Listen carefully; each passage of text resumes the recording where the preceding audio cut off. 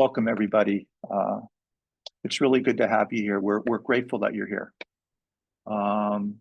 For those of you who do not know me, my name is Stephen Klein, and I am the founder and the CEO of Curiouser AI, a company that I love dearly, and we're with members of the Curiouser AI team here as well. When I'm not getting in the way of the other people who are actually building the company and being patient with me, I teach at Berkeley. I teach a whole bunch of different things. I teach marketing, market research, social media, AI ethics to undergrad and graduate students, mostly engineers. And teaching is something that I'm passionate about. It's a way of giving back, and it's something that I find extraordinarily rewarding. Quite frankly. When I'm not doing Curiouser and I'm not teaching, I'm in the process of writing a couple of books with the publishing group at Georgetown University. One book is on the topic of AI and what the world might look like post-automation, called Age of Meaning. And it's a study of how we might compete as businesses and as individuals in a world where everything that can be measured is automated, which I think is high probability over the coming years.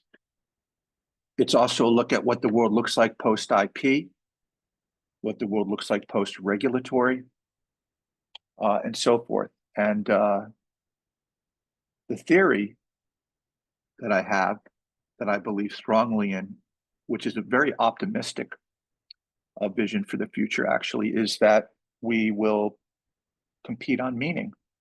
We will compete on shared values. We will compete on trust, when most of the other traditional sorts of strategic frameworks are no longer viable that we learn in MBA, the MBA world. The other book I'm writing is called The Rogue Entrepreneur. Not completely dissimilar from some of the stuff that we're talking about in these particular classes. It's sort of Zen and the art of motorcycle maintenance meets art of war is probably the best way that I could describe that. Lastly, I do quite a bit of work, pro bono work, with a group of Harvard Business School alumni here in the Bay Area. We form small consulting groups, and we work with nonprofits across the United States and do our best to help them. So we kind of form miniature McKinsey, Bain type management consulting groups, usually 5 to 7 people per. Currently working with an extraordinary group of people in Dallas, Texas, called Poetic, working with young abused children. So that's something else that I'm pretty busy doing. So anyway, again, thank you for joining us.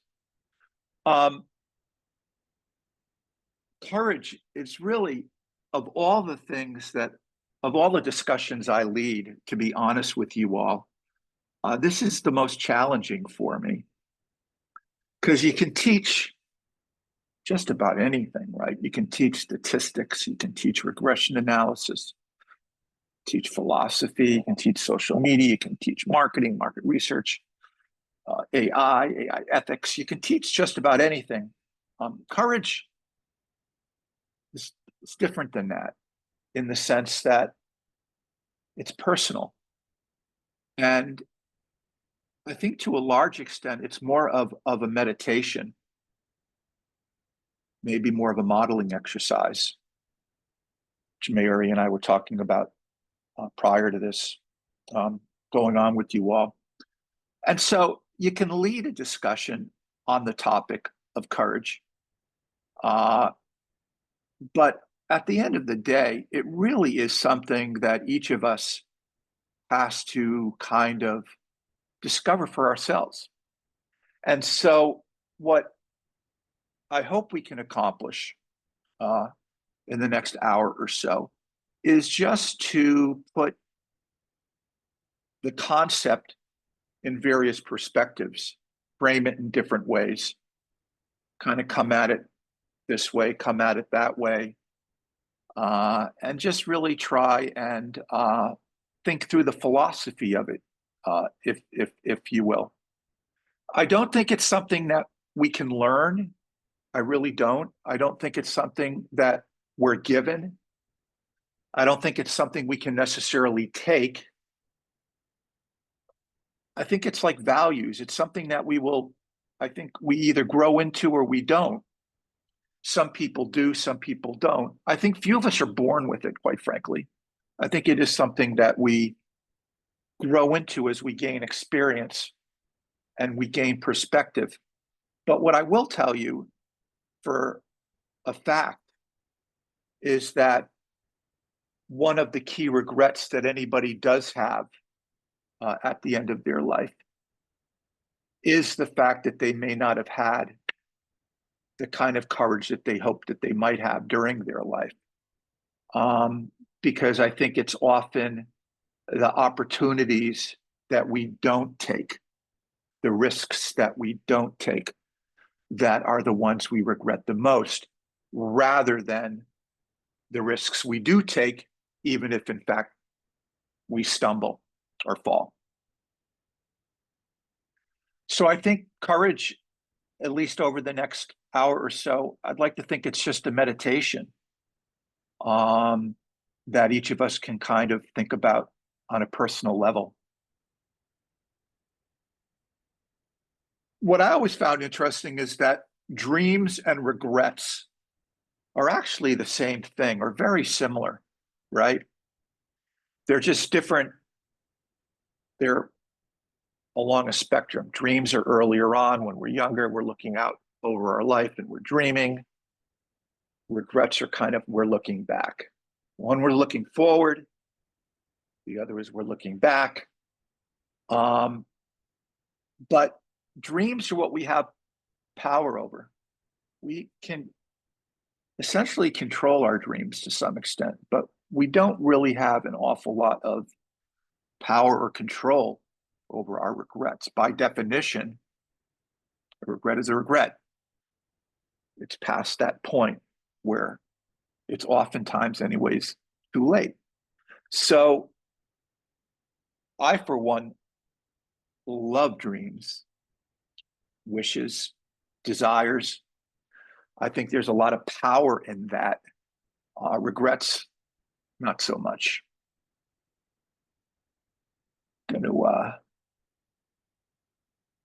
When we talk about making decisions that sometimes require a tremendous amount of courage, this 3-minute video of Jeff Bezos walking through how he makes decisions, I find absolutely fascinating. And it's something that I've taken to heart over the past 15 years, quite frankly.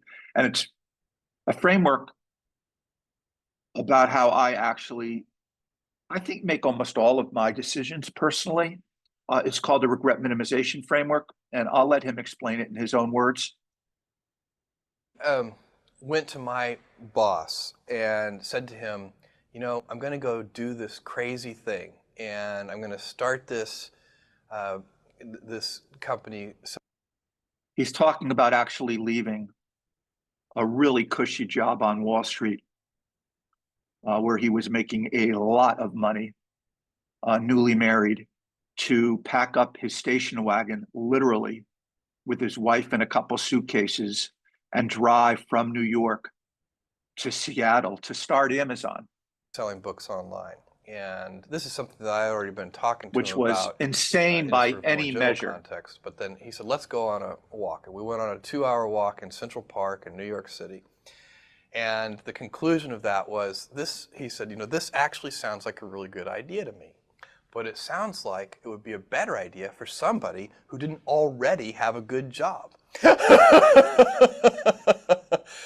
And he convinced me to think about it for 48 hours before making a final decision. And so I went away and was trying to find the right framework in which to make that kind of big decision. And I'd already talked to my wife about this, and she was very supportive and said, look, you can count me in 100%, whatever you want to do. It's true, she had married this kind of fairly stable guy in a stable career path, and now he wanted to go do this crazy thing, but she was 100% supportive. So it really was a decision that I had to make for myself. And the framework I found, which made the decision incredibly easy, was what I called, which only a nerd would call, a regret minimization framework. So I wanted to project myself forward to age 80 and say, okay, now I'm looking back on my life. I want to have minimized the number of regrets I have.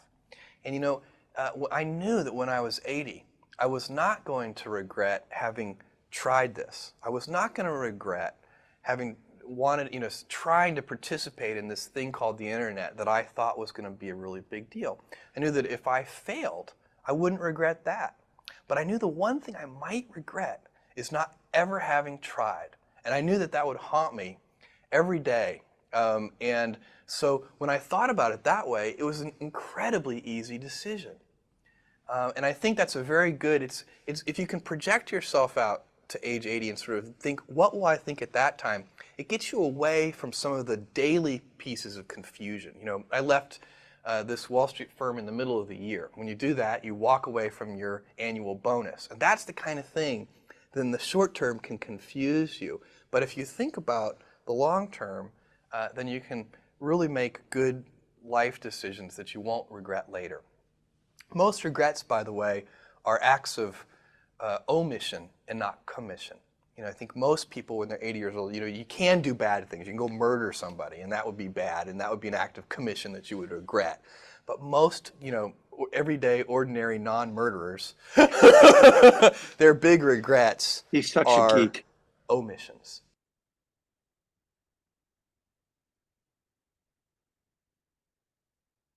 So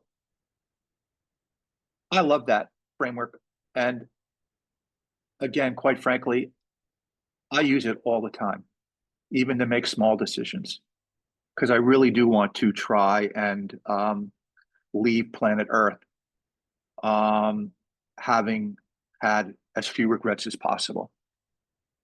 And failure isn't something that, to be honest with you, concerns me as much as not trying.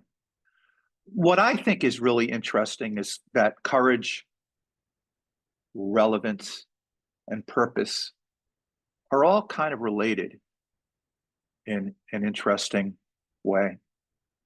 I think that we all want to be relevant. At least most of us do. And I think we all seek purpose. And I think oftentimes relevance and purpose require courage to pursue. They're not always obvious choices. They're not always easy choices. And I would argue that this is my own perspective, but that there's a chronic plague right now, at least in the United States, where there's an awful lot of unhappy people. I don't know if you've all noticed that. I think statistically, it's like 3 out of 10, 4 out of 10 people are depressed in the United States right now. It's probably a lot higher than that. And I think the conventional wisdom is that the reason why so many of these people are depressed is because they're lonely. I think that's kind of what most people would argue. And then they would immediately go to social media as one of the culprits. to blame. Um, my theory is that that may be a big part of it, but that ultimately I think that there's a dearth of purpose. I think that people are really looking for something to do with their lives that has meaning above and beyond themselves. That's how I would define purpose. That they feel that what they're doing is important. They feel that what they're doing matters. And that when we don't have that in our lives, I think that can cause uh, disruption and unhappiness. And purpose is really a funny thing because it almost always does require courage to pursue. Almost always. I don't know why. Maybe it's just one of those universal laws. Joseph Campbell said, "The privilege of a lifetime is to become who you truly are."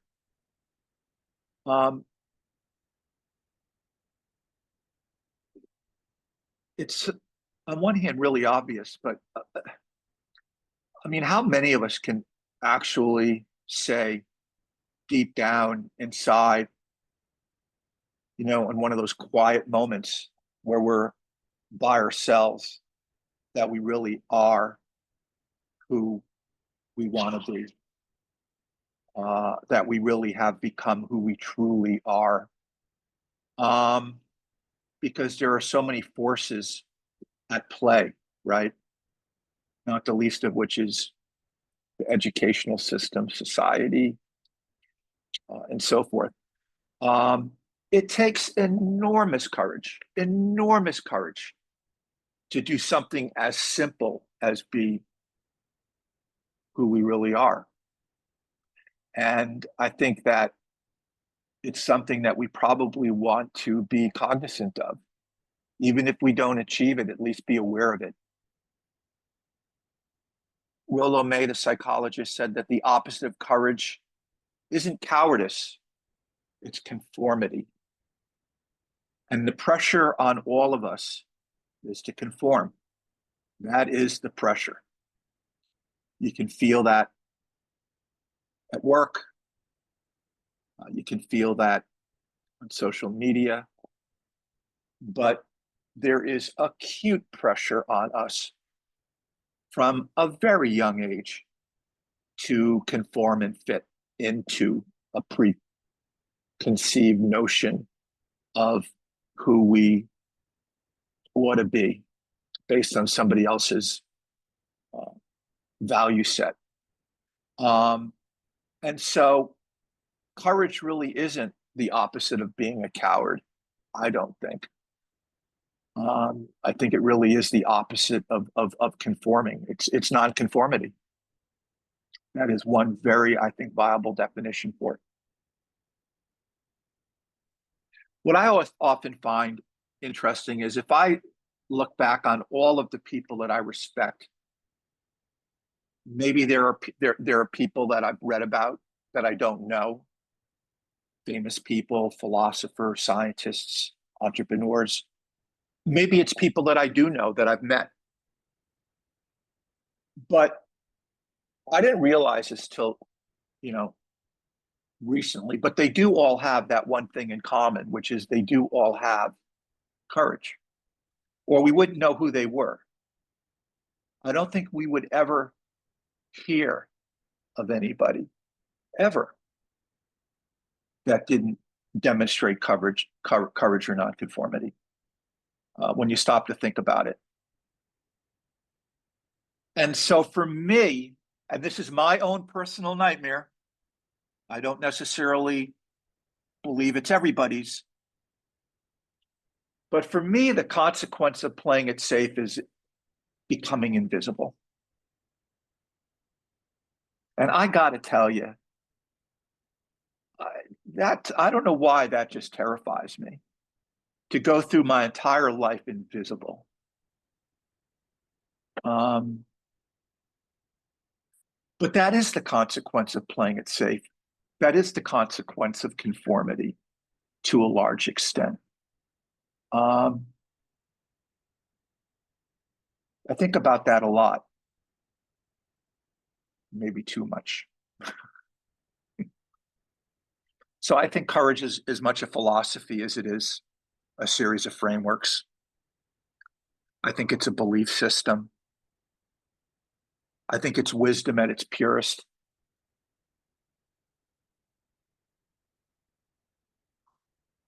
The thing about wisdom is it always seems so easy when you hear it,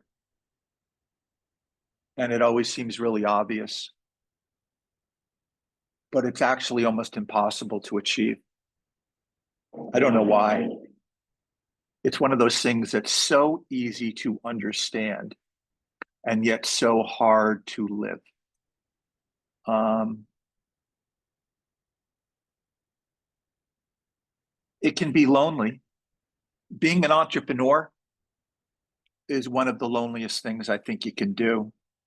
Um, it certainly has been for me on a personal level. Um, and it's been that way for most of the entrepreneurs that I know that I talk with regularly. Um, it can be very, very lonely. Um, I'm not even sure why. Maybe it's because you can't really share what it is you're going through with that many people. I don't know, but it is. It can be dark. It requires having principles. Principles are a really funny thing. Everybody has principles until you have to pay something for them. Have you ever noticed that? The moment somebody actually has to pay something to have a principle, that it requires some cost, spiritual cost, financial cost. We just adjust that line effortlessly, right? It's fully adjustable.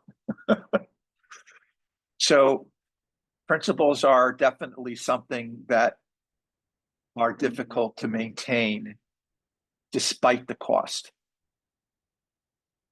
The Agile Moose framework it's just one of those frameworks that they teach that deconstructs courage into 6 buckets, if you will. There's the physical kind of courage. I think that's what most people think of as courage. It's bravery, the risk of bodily harm.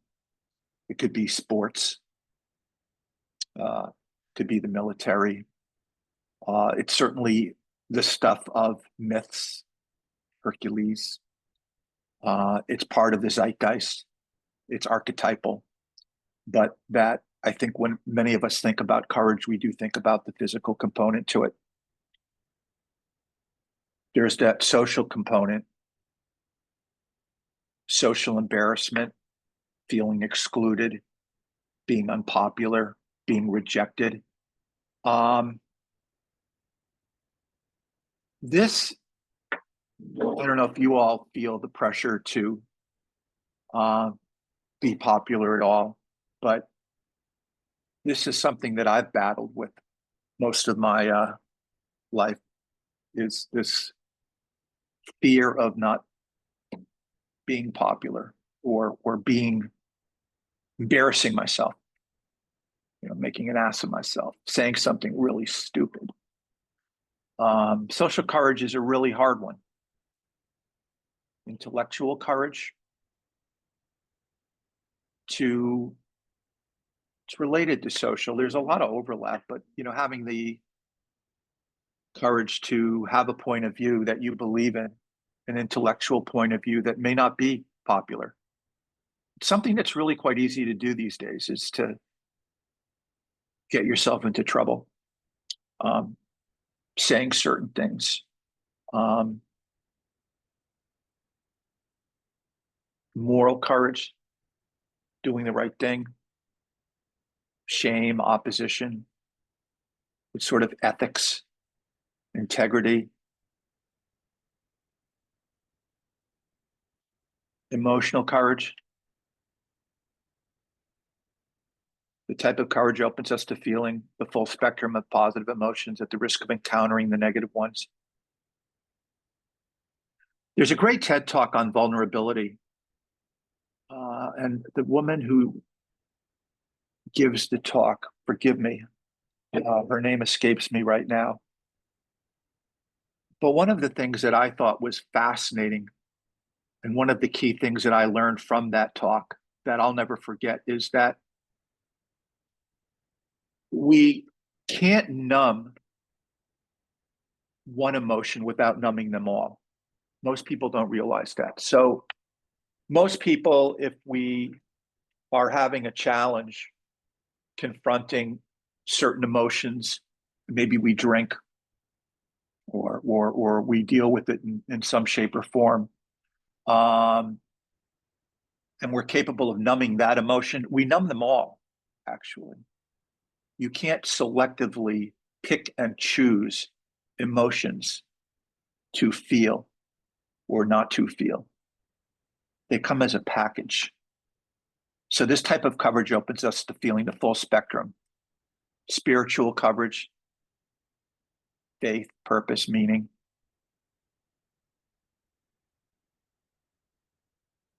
There are so many stories of entrepreneurs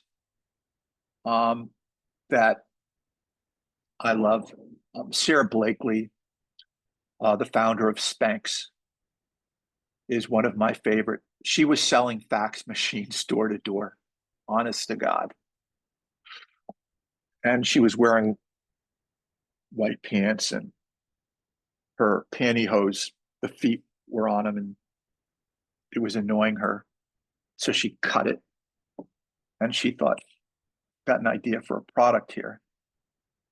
And she had an epiphany there and then.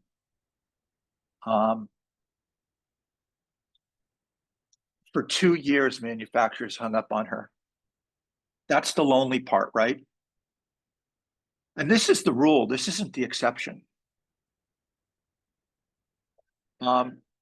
She finally convinced DeMillo in North Carolina to help her manufacture some prototype, but only after his daughter told him to give the quote crazy lady with the idea a chance. She walked into Neiman Marcus with her prototype in a Ziploc bag.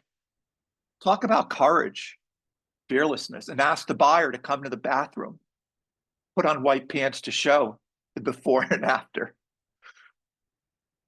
And the order was placed on the spot 2 years later.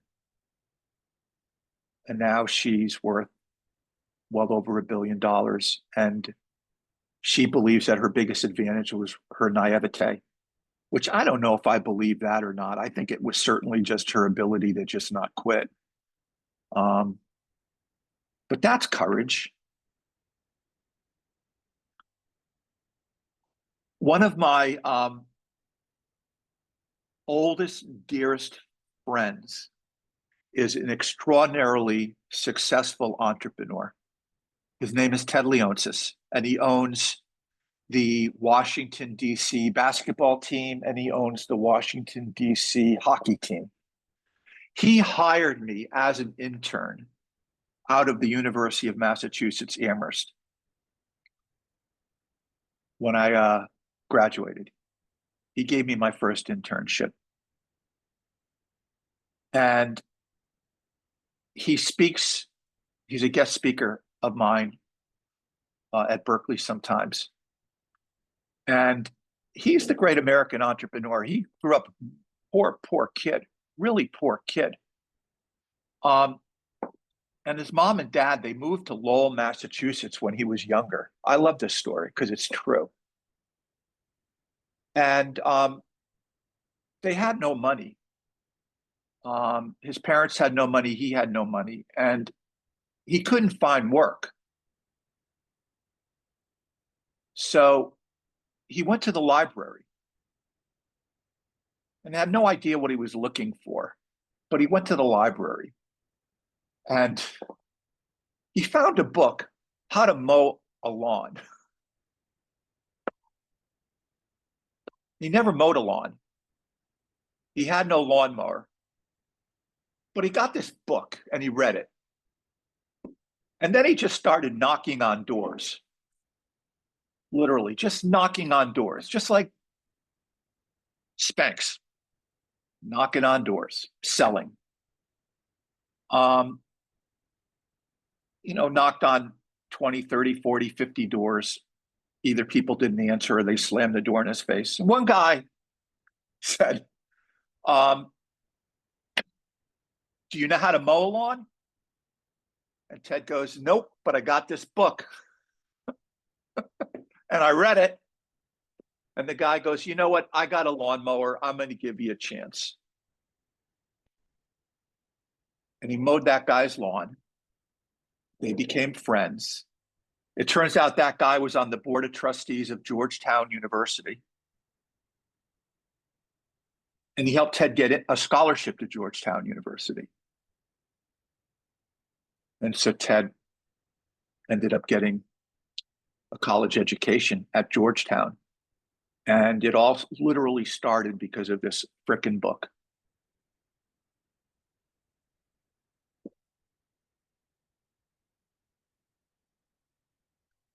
Ralph Waldo Emerson is one of my favorite entrepreneurs and philosophers. He wrote a book in 1841 called Self-Reliance. He very much believed in the power of the individual. He was the quintessential nonconformist. And if you don't think it took courage to be who he was, he went to Harvard, and he was in the Harvard Divinity program, and he got excommunicated. He got thrown out from the Divinity program. You know why he got thrown out? Because he believed in God, but the God he believed in, what he didn't understand was, how is it that there is this extraordinary force, this God that is visible everywhere, every living thing, every breath we take, every flower. And yet the way traditional religion justifies that God is through the exception to the rule, not the rule, the exception to the rule. And for saying that, he paid a price. He had a principle that he paid for, big time.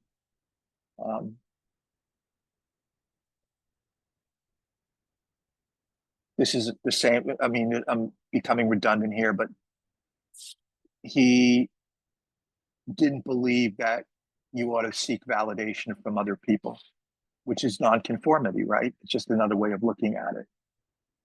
How many of us evaluate our worth based on how other people value us, right? In other words, if we're popular, we think we're valuable. If we get, a boss compliments us on a job well done, we're having a great day.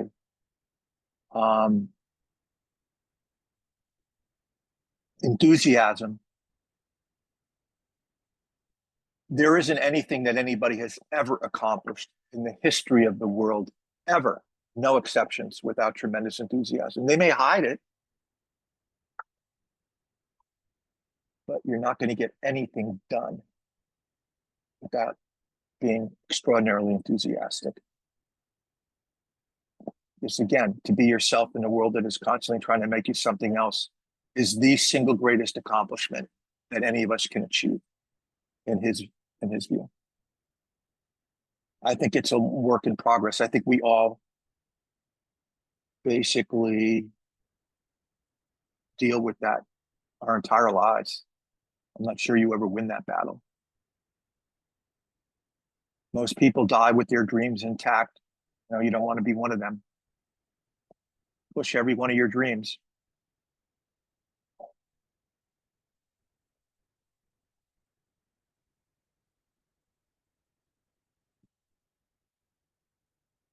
Let's watch this short video. Trust. I think courage is external, right? The reason someone has courage to jump out of an airplane is because there's a parachute on their back. It's the external thing. A world-famous trapeze artist would never try a brand new death-defying act for the first time without a net. It's the net that gives them the courage. The Navy SEALs are considered one of the highest performing organizations on the planet. And a former SEAL was asked, what kind of person makes it into the SEALs? And he said, I can't tell you the kind of person that makes it in, but I can tell you the kind of person that doesn't make it in. He said the star college athletes who have never really been tested to the core of their being, none of them make it in. He said the preening leaders who like to delegate everything, none of them make it in. He says the guys who show up with hulking muscles covered in tattoos because they want to show you how tough they are, none of them make it in. He said some of the guys who make it in are skinny and scrawny. He said some of the guys who make it in, you see them shivering out of fear. He said, but every single one of the guys who makes it in, when they're emotionally exhausted, when they're physically exhausted, when they have absolutely nothing left to give, somehow, some way, they're able to dig down deep inside themselves to find the energy to help the guy next to them. In other words, the reason these organizations and these people have the courage to do remarkable things is not because of their internal strength. It's because they have the absolute confidence that there is someone to the left of them and someone to the right of them that cares about them. And they all know that. And it's the quality of the relationships that we maintain, professionally and personally, that give us the courage to do difficult things.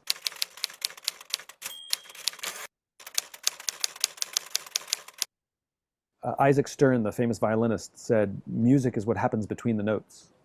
Well, something like trust happens between the meetings. Few people think about the importance of building trust when they go to work, or what do I need to do today to build trust with somebody? Like, that doesn't really go through people's minds. But we have chit-chat as we walk into the meeting. We have chit-chat when we walk out of the meeting. And we see somebody in the hall and they're like, oh, meant to tell you something. Or you knock on someone's door and be like, got a minute? And all those little innocuous interactions over the course of time, like any relationship, build trust. It's about setting up the computer, setting up Zoom and having a work session with somebody.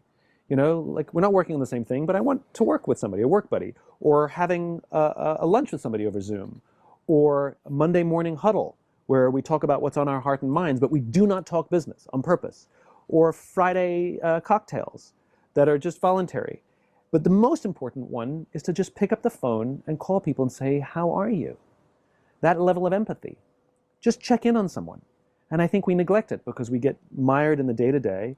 But, if you're organized or disorganized, literally keep a list of your team on a little card next to your computer and just, go through it. And have I called this person in a while and talked to this person? I'm just going to call and check in. It doesn't matter if something's wrong or not wrong. Just check in on them. Don't wait for something to break. And let people know that that there's connection and there's a way to reach out and say, I need help.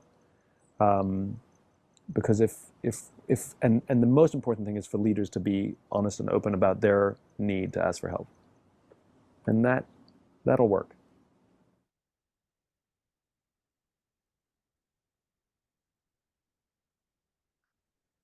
This is sort of an aside, but having experience for the vast majority of my career being in an office, and then since COVID, actually a year or two prior to COVID, working remote. As much as I absolutely love working remotely and the freedom that it entails, it's extraordinary in terms of the benefits to quality of life.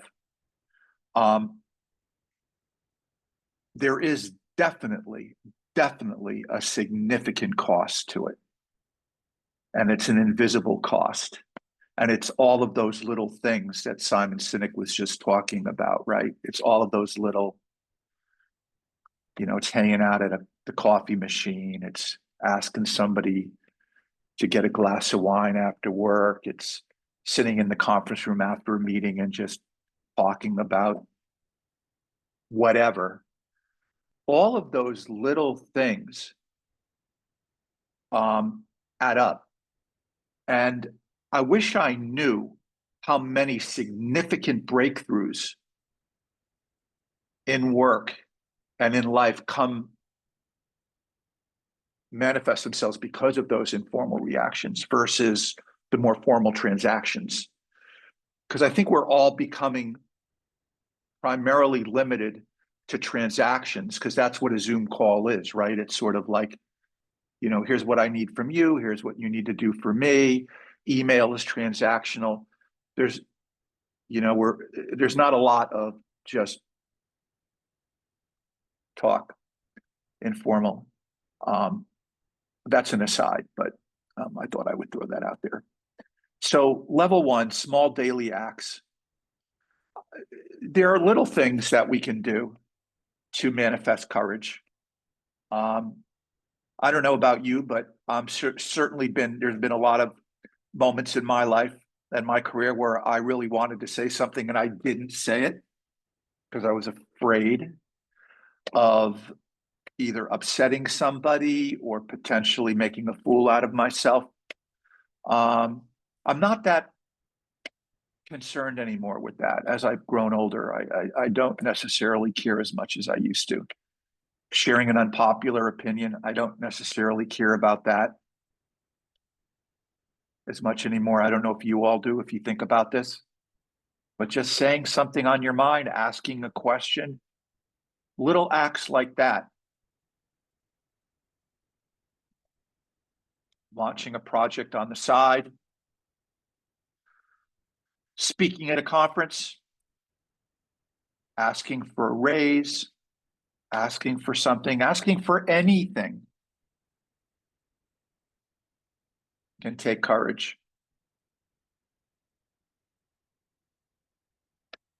And these are the big ones, right? Quitting your job, moving, pivoting, studying, connecting. These are the life-changing leaps of faith that we may or may not confront for whatever reasons. To some extent, I'm sure it is a lack of courage or expediency, convenience. Some of my favorite quotes, Nietzsche, "What does not kill me makes me stronger." That really is, I think, to a large extent, true. Anybody you all know that it's your setbacks that define you, right? It's the dust ups that really define who you are, what you're made of. Not necessarily the successes. I don't think we learn that much from our successes. I think we learn a whole lot more from the times in life we got beat up, and we had to do that soul searching. And I do think that we do come out of those situations stronger.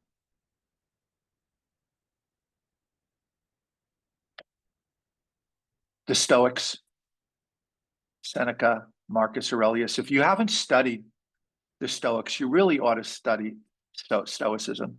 It's really incredibly useful and incredibly fascinating philosophy. The Meditations that Marcus Aurelius wrote.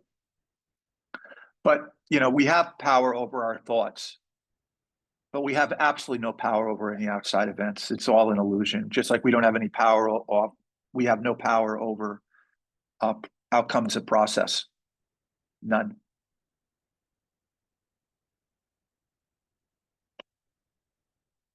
I think a lot of people look at courage as a feeling, but it's really not. I think it can be deconstructed into just a series of actions that you take.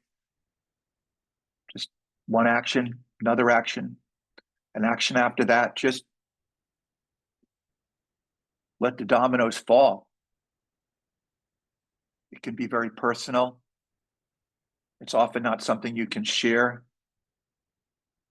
These are the things that only you can ask yourself the question. Only you can ask yourself, what is it that you're avoiding doing because of fear? And if in fact you can identify something you're avoiding doing because of fear? What is the smallest step you could take toward it?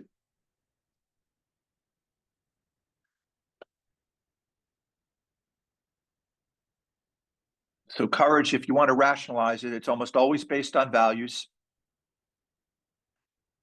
It almost always incorporates a tremendous amount of uncertainty, which is where the risk comes in. Uncertainty and risk synonymous. You usually have something that's not negotiable, a principle that's not negotiable. And you usually have a lot of downside.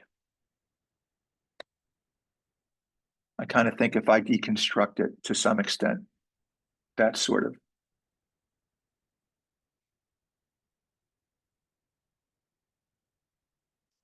So the deepest courage, I think, is being willing to fail at something that matters rather than succeeding at something that doesn't.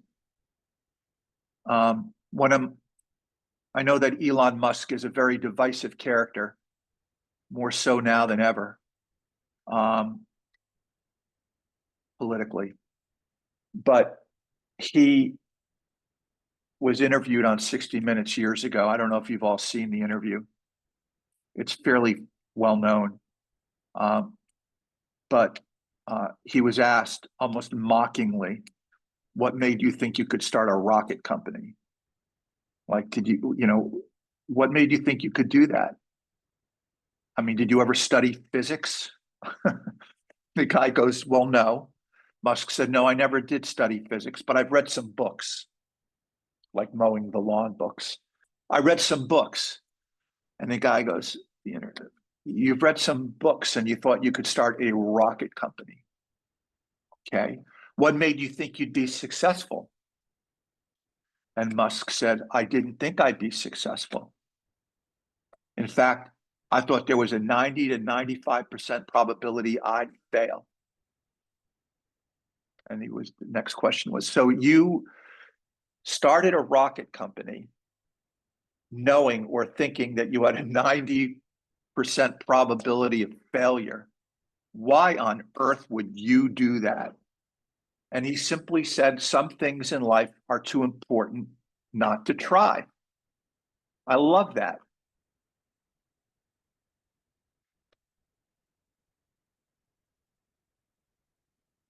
These are just exercises. You can ask yourself these questions all day long. The danger of best practices. Again, best practices is conformity, right? About 7-8 months ago, Curiouser, we had the product, but we had no distribution. We had no awareness. We had the product. We ran out of capital. We ran out of cash. We had a product, but we had no distribution, no awareness. So we were basically dead. We were in ICU. And it was a very bleak, dark period for me anyway. And I realized that LinkedIn was my only hope in that I could potentially generate some awareness on that platform. And what I did was, like any good Harvard MBA, I did a very thorough research analysis of best practices. What are the best practices to go onto the LinkedIn platform and build a community and build a following? And I literally listed them all out. And I talked with people and I literally, I swear to God, did every single thing the exact opposite. I did everything the exact opposite, what best practices were. And essentially, I went from no followers to almost 50,000 in 4.5, 5 months. And I don't know if that would have happened if I followed best practices, but I didn't conform to those methodologies. And so sometimes I really do believe that the opportunity for each of us is to understand what those best practices are and then don't do them. Do something else. Differentiate yourself. Do something else. Let everybody else do that. Pattern matching kills originality. Overvaluing advice from successful founders. Right? We tend to really elevate others that have been successful. And when they say something, we take notes. But I don't know. Maybe that worked for them. Maybe it's not going to work for you. Maybe you got to cut your own path, your own journey. Approval, back to approval. Becoming a clone of what the hot founder stereotype is, archetype is. Right? We see that every day in the media, on LinkedIn. We all believe the snake oil bullshit that, if you're a hot founder, you can, make $1 billion in 6 weeks. Such crap. The average startup takes 5 to 7 years to be successful, 5 to 7 years of hard work.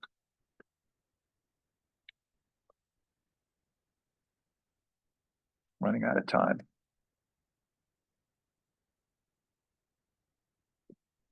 Courage is rare because it's usually immediate risk for a delayed reward.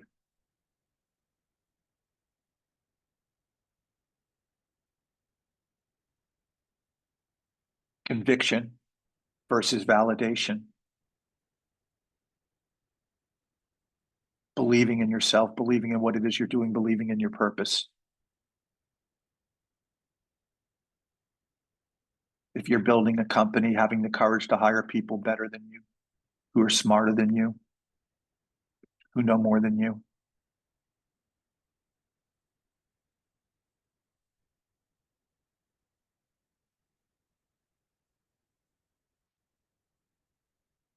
I was an interim CEO many years ago, and the VC who was the lead investor in the company that I had assumed the interim CEO role took me aside and just said, there's only 3 things you need to do, Stephen, to be a successful CEO. You need to have a bold vision. You need to encourage risk. You need to create an operating culture where people are willing to take risk. And you need to hire people better than you. If you can do those 3 things, you'll win. That's it. But they all take courage. And having, believe it or not, being a leader and having a vision often means you got to be a parrot. You got to repeat yourself over and over and over, go over and over and over again. Dissent unpopular ideas, hire people better than you, counter narratives. All right, people. Let's just watch this short video. No, I've actually always found something to be very true, which is most people don't get those experiences because they never ask. I've never found anybody that didn't want to help me if I asked them for help. I always call them up. I called up, this will date me, but I called up Bill Hewlett when I was 12 years old, and he lived in Palo Alto. His number was still in the phone book. And he answered the phone himself. He said, yes? He said, hi, I'm Steve Jobs. I'm 12 years old. I'm a student in high school, and I want to build a frequency counter. And I was wondering if you had any spare parts I could have. And he laughed, and he gave me the spare parts to build this frequency counter, and he gave me a job that summer in Hewlett-Packard, working on the assembly line, putting nuts and bolts together on frequency counters. He got me a job in the place that built them. And I was in heaven. And I've never found anyone who said no or hung up the phone when I called. I just asked. And when people ask me, I try to be as responsive, to pay that debt of gratitude back. Most people never pick up the phone and call. Most people never ask. And that's what separates sometimes the people that do things from the people that just dream about them. You gotta act. And you've got to be willing to fail. You've got to be willing to crash and burn. you know, with people on the phone, with starting a company, with whatever. If you're afraid of failing, you won't get very far. All right. Why don't we end it on that? I don't know if there are any questions. Questions? Are there any questions? Not in the chat, but team, if y'all can just introduce yourselves Yeah, and it's just kind have of an a interesting conversation. topic. It's really an interesting topic. It's more of a meditation than it is a how-to.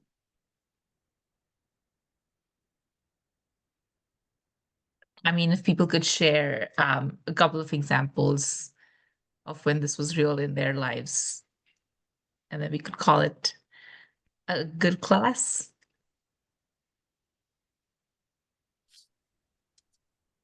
Lisa. You can also always just email me or DM me if you Lisa want, has or something to Mayori. say. Am I Oh, on? I'm not sure if can you hear me? Yes, we yeah. can. Hi. So I am a big fan of yours, and I love being part of this cohort of people. But something I learned about, asking people for help, like Steve Jobs did, is learning that sometimes a no is the best thing that can be for you. Years ago, I'm a musician, and I asked a woman to transcribe my music for me because I didn't know how. And I was going to pay her and it was going to be great. And I thought it was a win-win. But when she came back with a no, I was shocked. I was like, okay. But then I took time to listen to why she told me no. She said, "You're too prolific to not learn how to do this yourself." So I took that as a challenge and I went for it. And I went back to school. I learned how to compose music properly. I learned music theory. Learned music composition, and with those things, I actually translated that to building the tech company that I'm building now. And I'm grateful That's that she told brilliant. me no. Brilliant. Yeah. You pick up the phone and things happen, right? Yeses or nos, but things happen. What Michael Jordan, it's the stupidest cliche in the world, but I always love you miss every shot you don't take.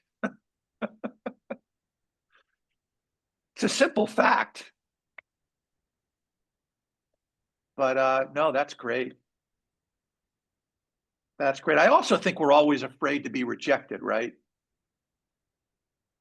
That's kind of like, what if the person rejects me?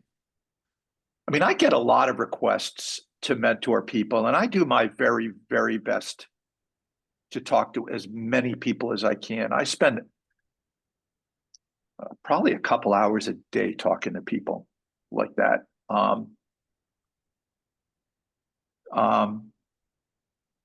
Because I really respect the fact that they're asking, because I know that it's scary. It can be scary because you're vulnerable. Thank you for that.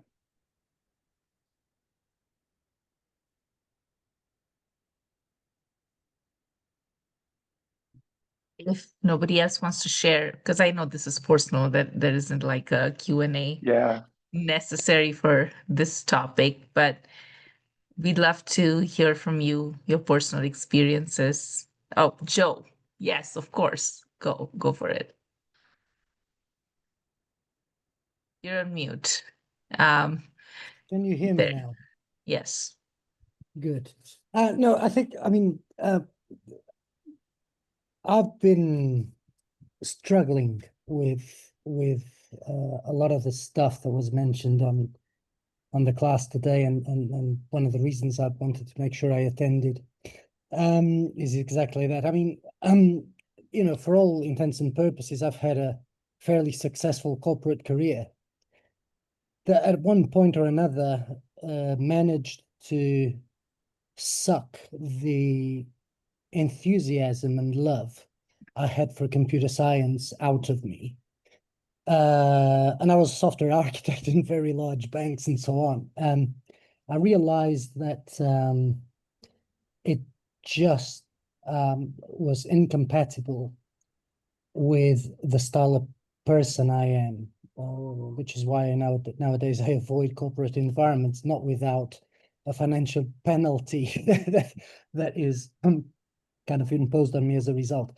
But, ever since, I've been finding myself designing and building systems that I believe will be useful for smaller companies, and that enthusiasm for computer science and that sort of and product design and so on just came back.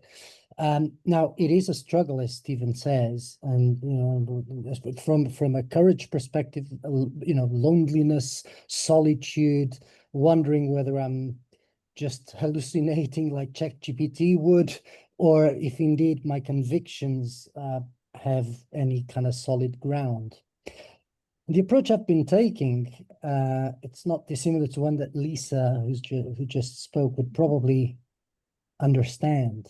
I'm a musician myself as well, and started learning music composition about 7 or 8 years ago. And I came to a point where I see the stuff that I do as art, in the sense that, it's my appreciation of world needs and how certain solutions built in a certain way could address them, and create different futures. And I'm kind of being, kind of hold on to that.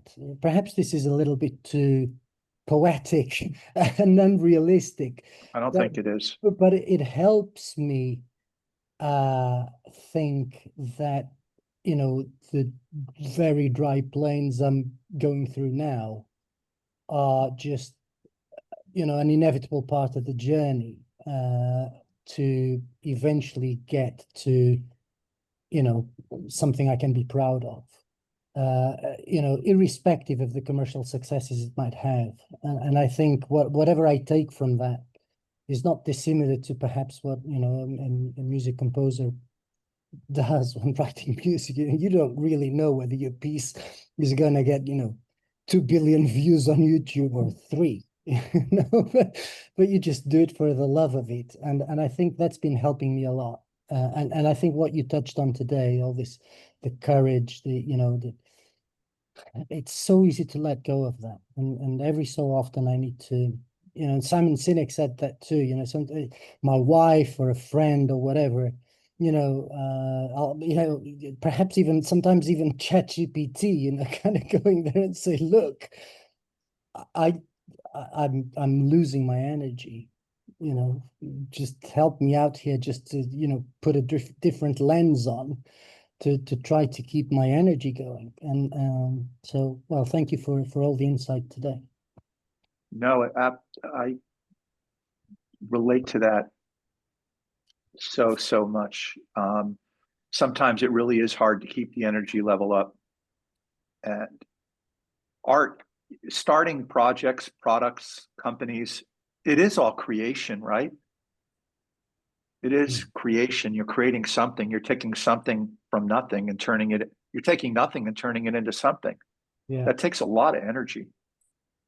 absolutely. Right? And it is an art form.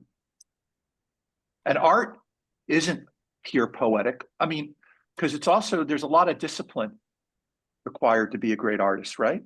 There's a lot of discipline involved.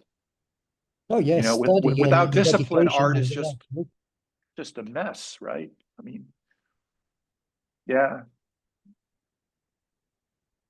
Poetry even is an extraordinary amount of precision